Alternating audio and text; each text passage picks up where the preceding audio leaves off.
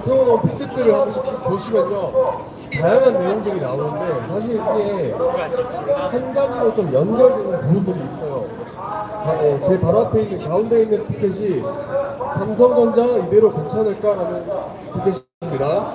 자, 삼성전자가 이번에 22만원 오늘 신고가를 뚫었죠. 여기 어떤 비밀이 있는지 여러분들 잘 아시나 모르겠습니다. 저도 삼성전자 주식으로 돈을 좀 벌어서 왜 이런 일이 있나 알아봤는데,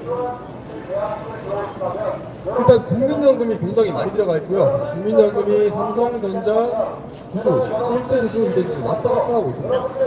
그리고 작년 2025년 9월 달에 이재명 대통령이 블랙록이라는 미국에서 가장 큰 펀드 회사 블랙록 레리 핑크 회장을 만났습니다. 9월 달에 만났고요. 그리고 블랙록은 삼성전자 3대 주주로 들어갈 만큼 많은 양의 삼성전자 주식을 구매했습니다.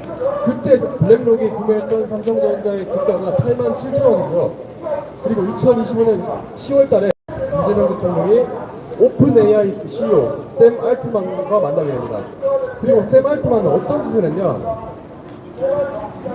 대한민국 삼성전자와 SK 하이닉스에서 생산하는 웨이퍼, 반제품입니다. 메모리 완제품이 아니라 반제품. 식당으로 예를 들면 음식을 사는 게 아니라 음식의 식재료를 사는 겁니다.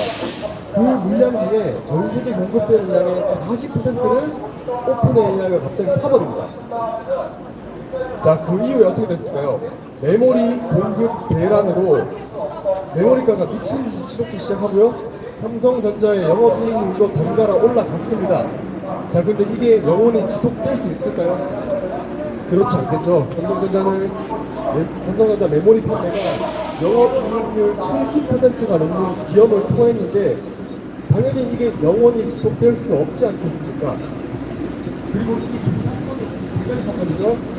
국민연금, 블랙록, 오픈 AI 이 세 가지 사건이 있었던 다음에 한국의 개미들도 삼성전자에 미친 듯이 탑승하기 시작했습니다. 그 이후에 주가가 22만원이라는 어마어마한 주가를 달성한 것이고요. 근데 앞서 말했던 두 가지가 영원히 지속될 수 있을까요? 당연히 불가능할 겁니다. 그리고 블랙록 같은 경우에는 지금 자금 흐름이 좀 불분명하고 원활하지 않은 부분들이 있다고 뉴스가 국내 뉴스에서는 잘 나오지 않지만 해외 뉴스에서는 여기를 보내고 있고요. 구글에 영어로 검색해보시면 잘 나옵니다. 블랙록 판매 요청 쇄도라고 검색해보시면 정말 잘 나오고요. 그러면 블랙록의 펀드를 현금으로 바꿀 때 블랙록의 어떤 주식이나 자기들 자산을 먼저 처분할까요? 당연히 가장 많이 올라있는 지금 가치가 높다고 평가받는 주식이나 자산을 처분할 가능성이 높고요. 그게 삼성전자 주식이 될 가능성이 가장 높다라고 이미 외신 보도는 많이 있었습니다. 하지만 한국에서는 잘 보도하지 않았을 뿐이고요. 자, 근데 그 블랙록이 삼성전자 주식을 대량으로 던진다면 어떤 일이 벌어질까요? 주가가 폭락하겠죠? 그리고 샘 알트만이 웨이퍼 40%를 으로 선구매해서 사실상 시장 교란이죠. 그런 식으로 반강제로 올린 메모리 값이 다시 정상가로 돌아간다면 어떤 일이 벌어지겠습니까? 영업이익률은 다시 원위치로 가겠죠. 그때도 삼성전자의 주가가 지금처럼 22만원을 유지할 수 있을까요? 여러분들 잘 판단해보시고 선택하셔야 됩니다. 제가 처음에 이야기 드렸던 이 피켓들에는 공통점이 있다고 얘기했습니다. 국가가 국민연금을 정말 대규모, 크고 강하게 다루기 시작했고요. 여러 가지 상법 개정들을 통해서 기업들을 좀 더 국가 친화적, 조금 더 국유화에 가까운 형식으로 법을 바꾸기 시작했고요. 사실 제가 들고 있는 이제 이 피켓은 앞으로는 큰 의미가 없을지도 모릅니다. 지금까지는 상법 개정이었는데 이제는 헌법에 넣겠다라는 이야기까지 나오고 있습니다. 어떻게 헌법에 국부펀드를 가지고 일반 기업의 경영 의결권을 행사할 수 있도록 바꾸는 조항을 넣는다는 말입니까? 근데 이게 지금 현실이 되고 있고요. 한 번씩 꼭 검색이라도 해보셨으면 좋겠습니다. 그래서 제가 거짓된 이야기를 하는 건지 진실을 이야기하는 건지 스스로 한번 찾아보셨으면 좋겠고요. 그런 것들이 다 연결되어서 지금 삼성전자 22만 원이라는 어마어마한 주가. 사실 삼성전자는 한번 엄청 크게 액면 분할을 했던 주식이기 때문에 이게 액면 분할 이전의 주식 주가로 따지자면은 거의 200만 원이 넘는 주가거든요.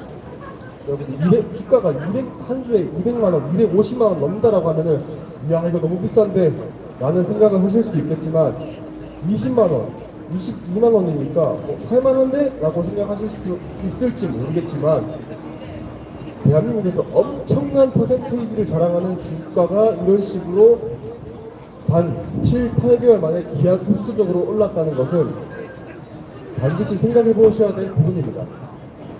제가 앞서 말했던 처음에 국민연금으로 펌프질하고 블랙록이라는 미국 펀드가 대량 매집을 해서 3대 지수로 등록을 하고 그 이후에 AI라는 회사가 삼성전자 웨이퍼 전체 유통의 물량 40%를 대량으로 선구매해서 시장 교란을 일으키고 그로 인해서 삼성전자의 영업이익률이 기하급수적으로 올라가고 그 이후에 개미들이 탑승했습니다. 블랙록은 아까 얘기 드렸지만 평당가 87,000원, 88,000원에 삼성전자 3대 주주로 들어간 겁니다. 손해율이 없다는 말이죠. 근데 15만원, 18만원, 20만원, 22만원에 들어간 일반인들은 어떻게 될까요? 블랙록이 주식을 처분할 때 정말 피눈물을 흘리게 될 가능성이 높습니다. 여러분들 이 부분 반드시 한번 꼭 기억해 주시고요. 가능할 수 있었던 이유가 기존의 상법 보장이나 여러 가지 악법들이 통과되었기 때문입니다. 자, 그리고 이걸 들으셨다면은 지금 삼성전자에서 대규모 파업이 일어나는 게 저게 파업이 마냥 옳지 않을 수 있겠다라는 생각을 하실 수 있을 겁니다.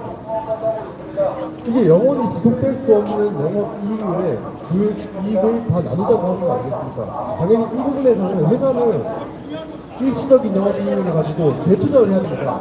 재투자를 해서 지금 중국 창신 메모리가 가파르게 쫓아오고 있는데 여기에 대비를 해야 된단 말입니다. 근데 이 돈들을 다 일반인들, 민간의 직원들에게 나눠주고 나면 우리는 무슨 돈으로 재투자해서 중국 반도체 회사들과 경쟁을 하나요? 중국 반도체 회사들과 경쟁을 할 때 뭐 직원들이 돈 각출해서 회사에 납부해서 재투자할 겁니까? 그럴 수는 없지 않습니까? 근데 이런